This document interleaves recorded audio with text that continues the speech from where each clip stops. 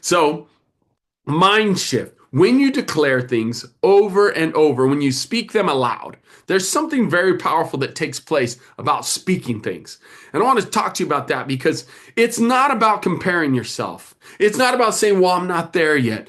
It's about understanding, where do you want to go? What is your target? What do you want to become? And then start to speak it and declare it. There's a very powerful thing that happens when you do this process.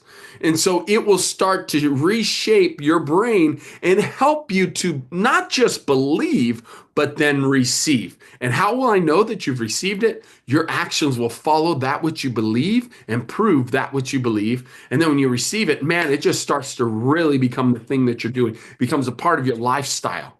Are you following me? You can do this, and it will help you to focus on becoming the best version of yourself. So, back to number one, clarify your identity and purpose. And I assure you, it will help you in your confidence. It will help you to move towards your mission of who you want to become. Or if you already know your MVP, if you already know your mission, vision, and what's peculiar about you, which we believe is a very holistic understanding of who you are and your identity, and it will empower you, then can you speak that every day? My particular MVP is I'm a catalyst. I am a master catalyst for metamorphosis. And it took me many years to get to that place. Now it's cool because it's the shaping of how that is taking place. How am I transforming life? How am I changing people's core beliefs to even empower them, even down to their very DNA? So that's my MVP. What's yours? Let's go to number two. Number two, take action on what?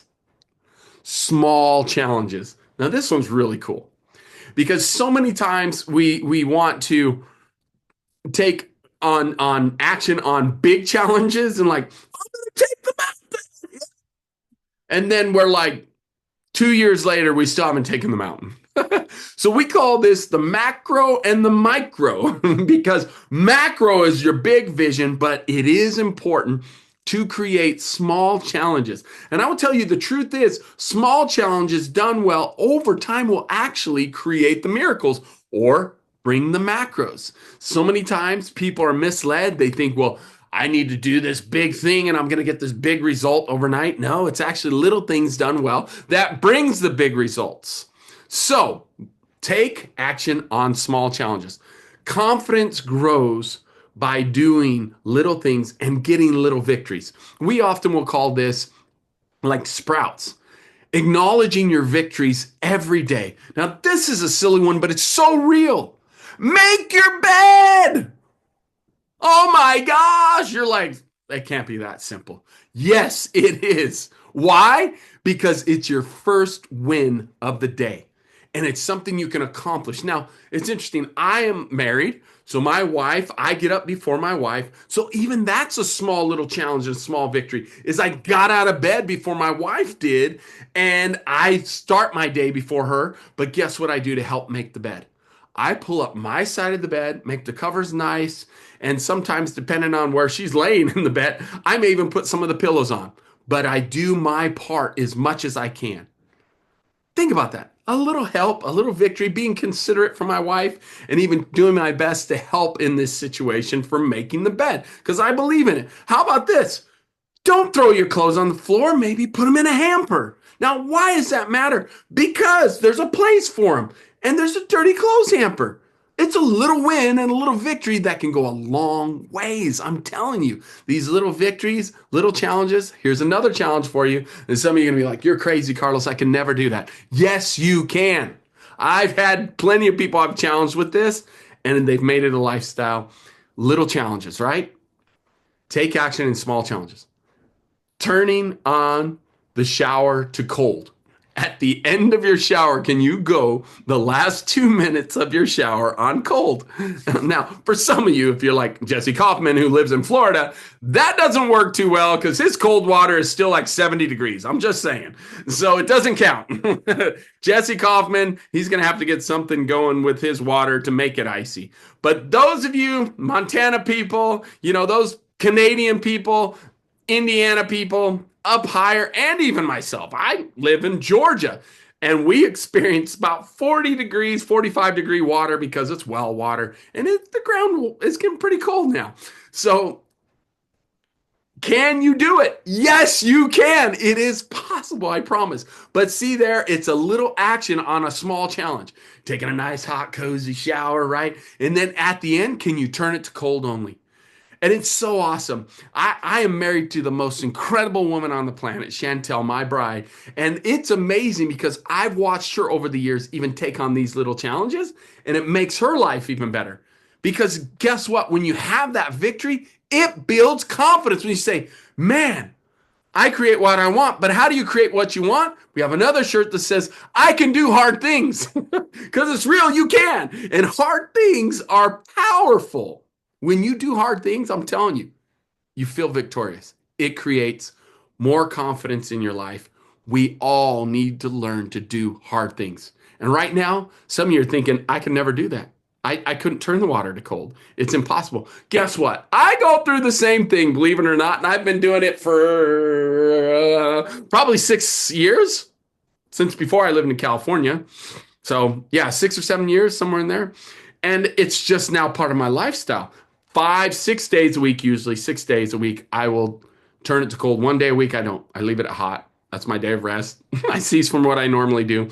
But the point is that you can do it. If I can do it, you can do it. And it's so funny because Chantel and I, we work out together and then sometimes we shower together. I highly recommend it if you're married, shower with your wife. It's really good. Really good. Seriously. It's fun. So that's why we have a big shower with 2 shower heads and we really enjoy that. But it's always this thing like who's going to put it on cold first, right? Because we both have our shower heads. And it's always interesting. She goes, I don't want to do it. I'm like, neither do I. And we just do it anyways, right? Because I still battle with it. But what's so amazing is when you can do it, even when you don't want to do it. So I'm here to tell you, it is empowering and it builds confidence to say, I can do hard things and I can do things that I don't want to do. Thus, such is life and such is part of our challenges in life.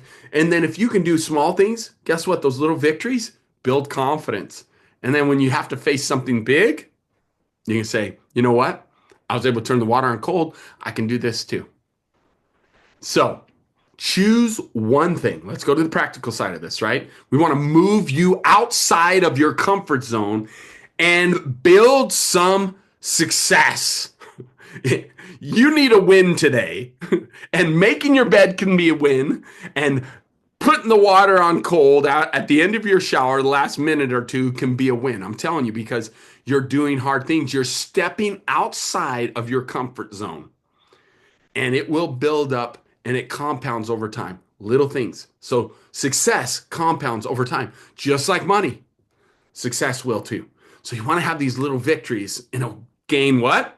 It's our topic. Confidence, baby. So choose one thing that you've been avoiding. How about like turning the water on cold? Because you've heard me say that. But maybe it's even a conversation, a hard conversation with a client if you're a business owner. Maybe it's a hard conversation with a relationship that you know has been struggling, that you felt kind of awkward in that relationship. Maybe it's something that's been bothering you with a loved one or a friend or a spouse, your spouse, and you've been avoiding that conversation. Look, that can be a hard thing, right? Guess what? You can do hard things. Go at it. I love this. We study and we train about the eagle. The eagle is the one animal on the planet that actually flies towards the storm because for every challenge, for every problem, there is a solution. And in this case, flying straight towards the storm. And then guess what? That hot and cold pocket's right there and lifts them above the storm because that's what creates a storm. If you didn't know that, cool science, right? The hot and cold air coming together, some science stuff. Go figure it out. I don't know all the details, but go check it out. But the eagle swoops up instead of having to fly into 10,000 feet. That hot and cold air pocket will push them up. Super cool. So we can learn from the eagle that if we're willing to fly at that hard thing, we can get good results. We can be successful. And by the way, when you fly at something that's hard and challenging for you, you'll find out it's not as hard as you thought. And it gets easier once you've communicated that, released it. It's amazing to have that victory and have that thing off your plate. Take one step towards completing a task this week, something that's hard and you've been putting off. And guess what? Let me tell you, I've said this before about billionaires. I did a billionaire profile. I studied several billionaires and I wrote out a profile. And the one thing that I saw with all of them is they were not afraid to fail. You need to get over this mindset of failure that you don't want to fail. It is inevitable. In order to succeed, you have to fail more than everyone else. And that's the reality. I love it. Even Richard Branson is one of his famous sayings is screw it, let's do it. Like he gets it that he's just going to do it and he's going to fail along the way. Billionaires have failed way more than you and I have. They take bigger risks, they make quicker decisions. This is the profile of a billionaire.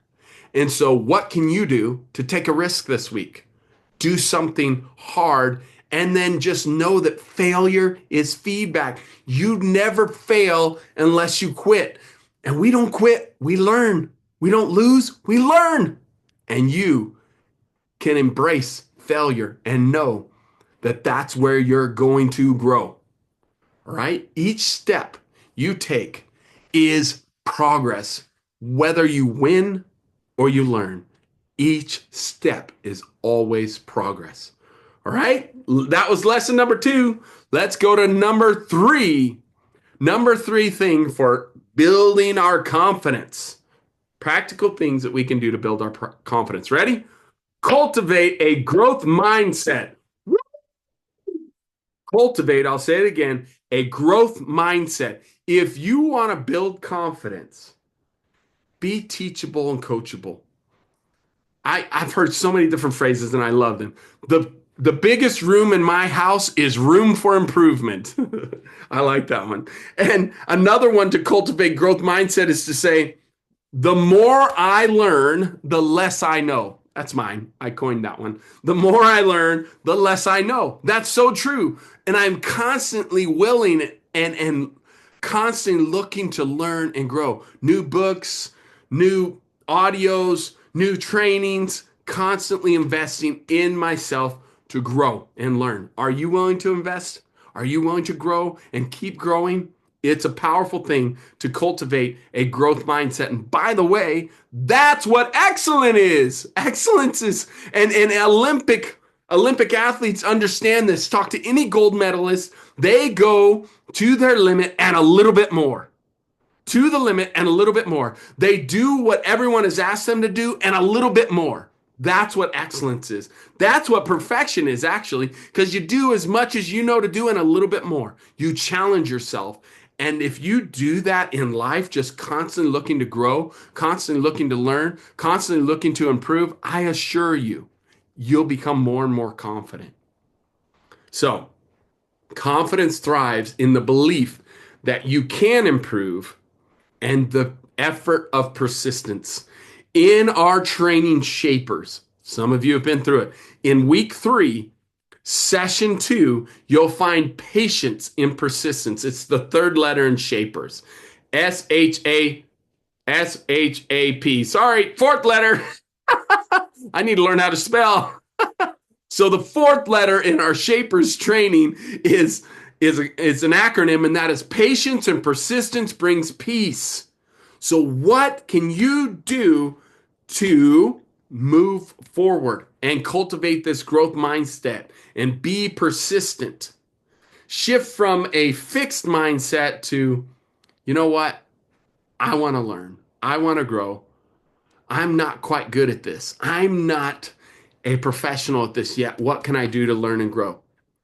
I can get better with practice. I need more practice. I need to keep going.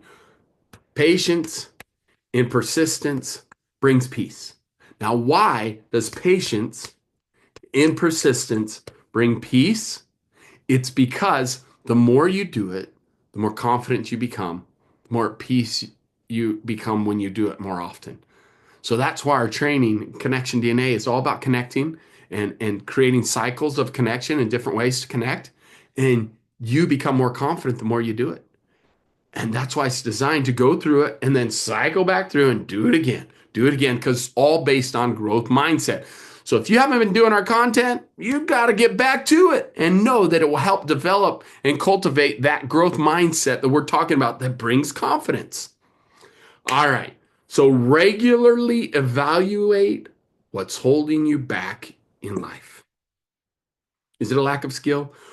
Check this out. What you lack in skill, you've got to make up for with time and repetition. If you lack it in skill, you got to go do it a few times.